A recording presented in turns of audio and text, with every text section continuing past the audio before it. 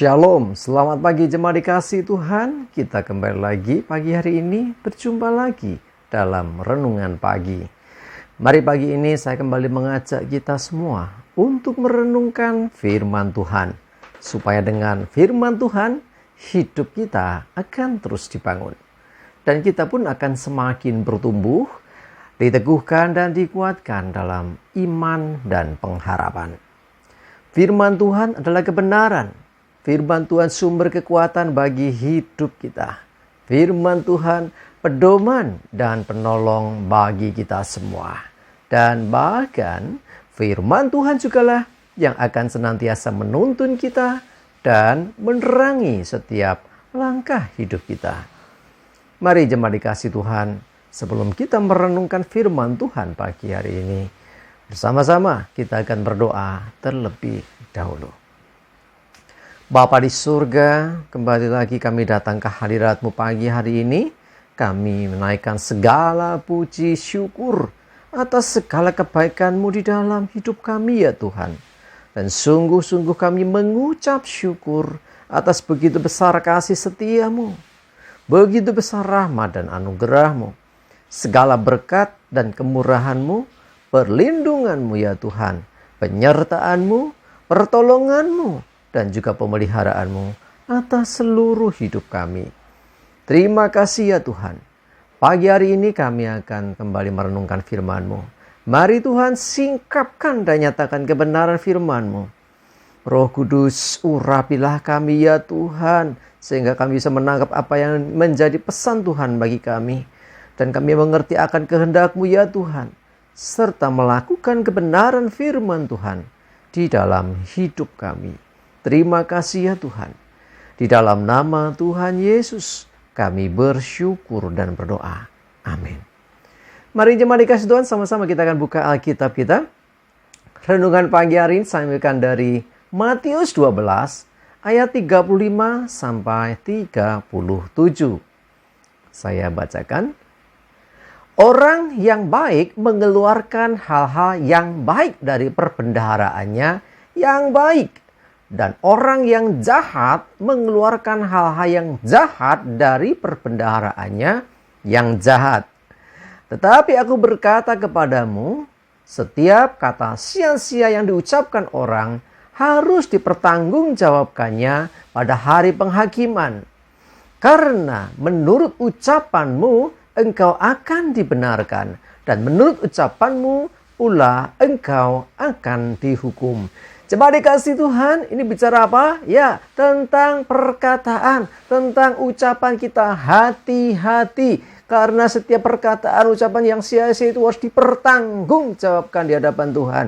Dan menurut ucapan kita, menurut perkataan kita, kita bisa dibenarkan. Dan menurut ucapan kita juga kita bisa dihukum. Ya, sebagai contoh pengakuan iman kita. Kalau kita mengakui menerima Tuhan Yesus sebagai Tuhan dan Juru Selamat, ya, didahulu dengan kita mengakui dosa, bertobat, dan akhirnya menerima Yesus sebagai Tuhan dan Juru Selamat. Pengakuan iman ini, ya, itu adalah satu pernyataan.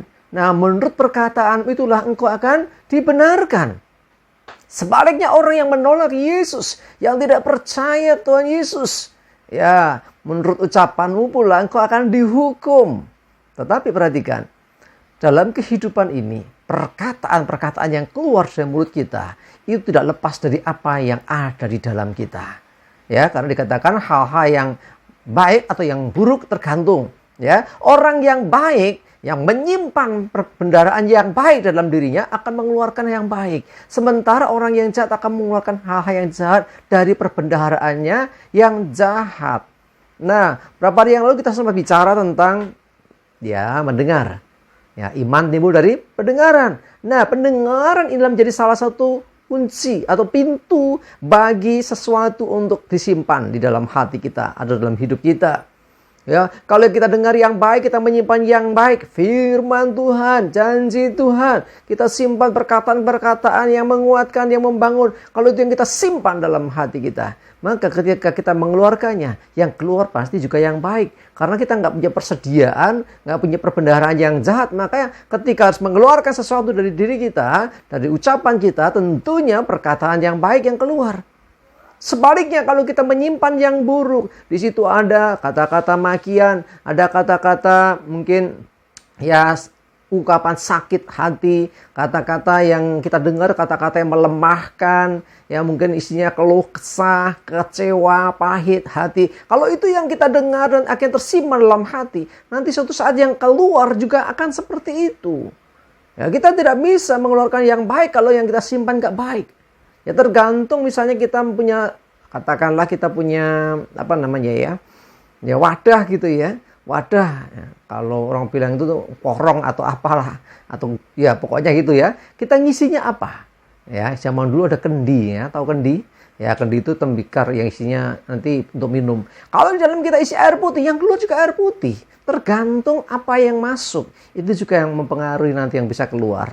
Karena itu, mari isilah ya hati kita dengan perbendaharaan yang baik. Ya, firman Tuhan, kata-kata yang menghibur, kata-kata yang menguatkan, ya.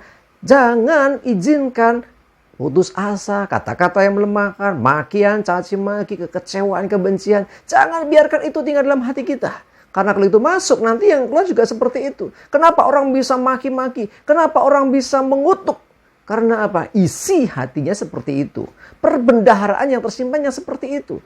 Kenapa ada orang dimarahin, orang direndahkan, kok tetap bisa mengatakan Tuhan mengasihi, Tuhan mengampuni, Tuhan memberkati. Kok nggak marah? Ya karena di dalamnya nggak ada kata-kata yang buruk.